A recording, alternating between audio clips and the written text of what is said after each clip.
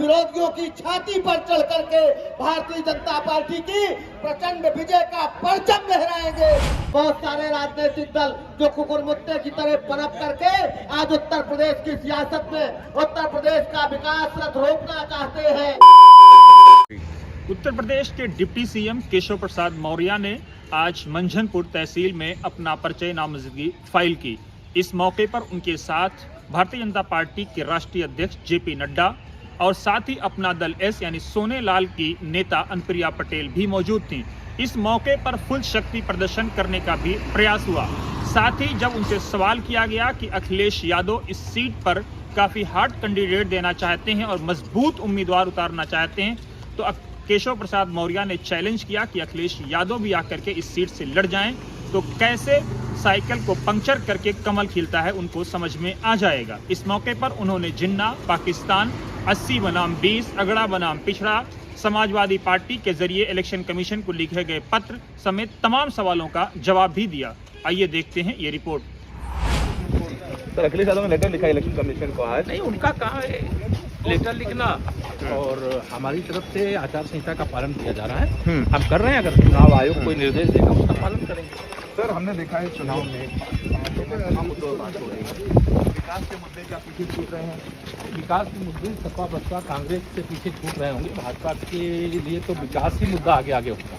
Sir, हम क्या देखेंगे? आपका कैंपेन किसके इर्द गिर्द घूमने वाला है? नहीं, हमारा तो जनता की सेवा में समर्पित जो रहा है भाव उसके अनुसार बीतने वाला है।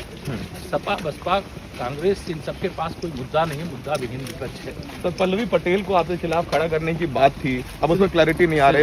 उनका कितना कड़ा मुकाबला देखते हैं? अखिलेश यादव जी आके नामांकन करें और तभी कमल खिलेगा। अखिलेश यादव को चुनौती दे रहे हैं कि आपके खिलाफ लड़े आकर? मुझे देने की आवश्यकता नहीं है, वह दाखिल करें तभी कमल खिलेगा। मैंने कमल खिलेगा। सर, कितनी बड़ी चुनौती देखते हैं पूरे इलेक्शन में? अखिलेश यादव के साथ जयंत चौधरी आ गए हैं, कृष्णा पटेल हैं, स्वामी प्रसाद मौर्य हैं। 2019 में भी ये सारे लोग साथ हैं, तभी कमल खिला था भाजपा जी।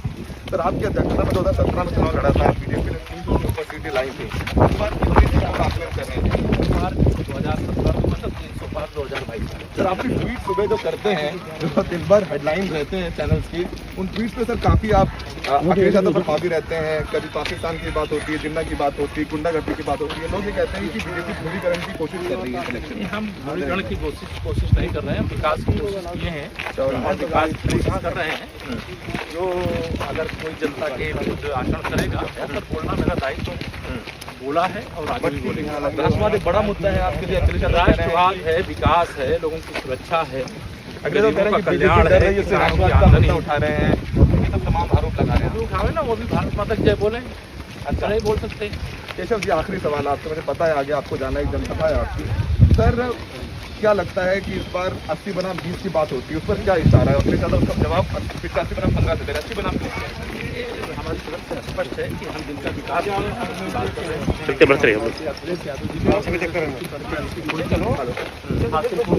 हासिल कुछ नहीं हो गया, तो केशव मौर्य जी ने प्रत्याशी के रूप में अधिकृत ढंग से जो प्रथम प्रक्रिया होती है नामांकन की, उसको पूर्ण किया है। माइक थोड़ा नीचे करो भाई। और आज हमारे भारतीय जनता पार्टी के जो राष्ट्रीय अध्यक्ष माननीय श्री जेपी नड्डा जी का आगमन हुआ है।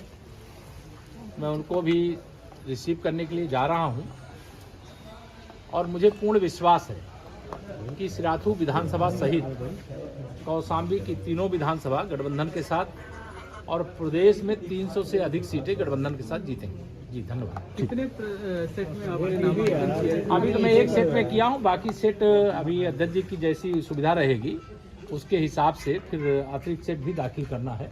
तो दाखिल करने का समय है अभी हमारे पास, तो अभी अध्यक्ष जी को देखेंगे। अगर वो इधर आना चाहेंगे तो यहाँ, नहीं तो चौराहे से थोड़ी देर के लिए रुक करके फिर कार्यक्रम में जाएंगे या नामांकन स्थल पे भी आ सकते। धन्यवाद। बच गई है, सेनाएं आमने सामने खड़ी हो गई है। अपना नामांकन दाखिल करने के लिए सिराथू की धरती पर प्रचंड और ऐतिहासिक विजय हासिल करने के लिए अपना नामांकन दाखिल करने के लिए हमारे जननायक आदरणीय केशव प्रसाद मौर्य जी यहाँ से अब कलेक्ट्रेट जा रहे हैं, उनका स्वागत और अभिनंदन है। मंच की ओर से, आप सभी मौजूद साथियों की ओर से एक बार अपने स्थान पर खड़े होकर तालियों की गड़गड़ाहट के साथ आदरणीय केशव जी का स्वागत और अभिनंदन करें। इस ऐतिहासिक विजय का आगाज उत्तर प्रदेश में फिर से करने जा रहे हैं। आदरणीय केशव जी का हम सभी आज हृदय से आपका अभिनंदन करते हैं, विजय की शुभकामनाएं देते हैं और निश्चित रूप से आप जब भी नामांकन के लिए आपको सामने ऐतिहासिक और सांस्कृतिक धरती का गौरव बढ़ाने के लिए प्रस्थान कर रहे हैं, तो गरीबों की, तो मजलूमों की, तो सर्व समाज की दुआएं, सर्व समाज का आशीर्वाद ये आपके साथ है, भारतीय जनता पार्टी के साथ है। भारतीय जनता पार्टी पुनः ऐतिहासिक मतों से, रिकॉर्ड मतों से सिराथू में जीत दर्ज करेगी और हम विरोधियों की छाती पर चढ़ करके भारतीय जनता पार्टी की प्रचंड विजय का परचम लहराएंगे। आज इस नाते हमारे जननायक माननीय केशव जी अपना नामांकन दाखिल करने के लिए यहाँ से जा रहे हैं। सम्मानित साथियों, आपसे कहना चाहते हैं, 5 साल में इस उत्तर प्रदेश में और 5 साल में इस कौशाम्बी ने भी विकास का इतिहास रचा है। समाज का ऐसा कोई व्यक्ति नहीं है, समाज का ऐसा कोई तबका नहीं है जिसने सरकार जिस तक विकास की किरण पहुंचा न पाई हो। मित्रों, हम कहना चाहते हैं, आज बहुत सारे लोग तमाम तरह की बात करते हैं, बहुत सारे राजनीतिक दल जो कुकुर मुत्ते की तरह पनप करके आज उत्तर प्रदेश की सियासत में उत्तर प्रदेश का विकास रथ रोकना चाहते हैं। आज पूरा यूपी डोल रहा है और केशव केशव बोल रहा है। ऐसे केशव जी के नामांकन के अवसर पर आप बड़े सैलाब के संख्या में इस नामांकन सभा स्थल पर पधारे हैं। आपका बहुत बहुत स्वागत और अभिनंदन करते हैं। आज जय श्री राम के नारों के बीच, आज वंदे मातरम और भारत मां के नारों के बीच माननीय केशव जी का नामांकन करने के लिए काफिला अब कलेक्ट्रेट स्थल के लिए